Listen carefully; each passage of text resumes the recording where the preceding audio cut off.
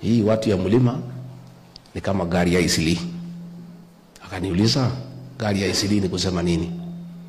Akamwambia, gari ya Isili ukiingilia pale Koja Mosque inakuwa namba 9. Unateremuka Globe Roundabout namba 9.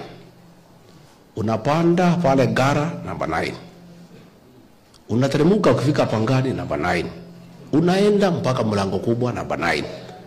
Unaingia St. Teresa's namba 9.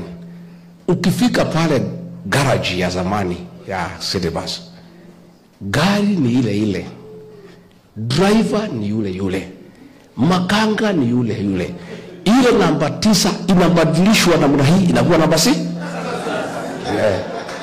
Haya. Nikamwambia, wewe William Ruto, hii mlima ukiendelea na vile mimi naona ukiendelea itakuwa kama gari ya Isili.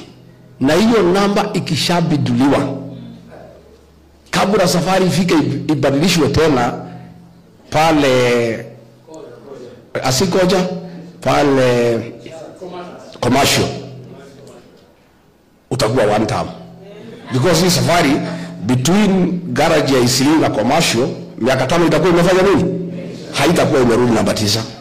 Imefanyika haijafanyika? William Ruto, you have lost a mountain. Let me advise you today for free. Forget about this mountain.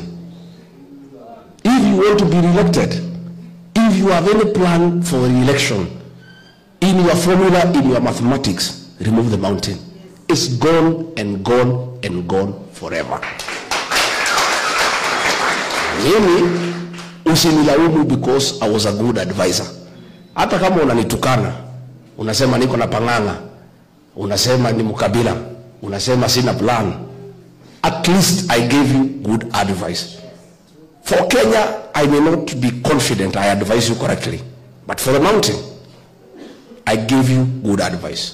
You ignored. Sasa umeenda jana, nimeambiwa na watu yako, unapigia kila mtu kelele. Ni stress. Ile ulitoka nayo Meru. Hata leo umesema uende kanisa. Sasa, I want to promise you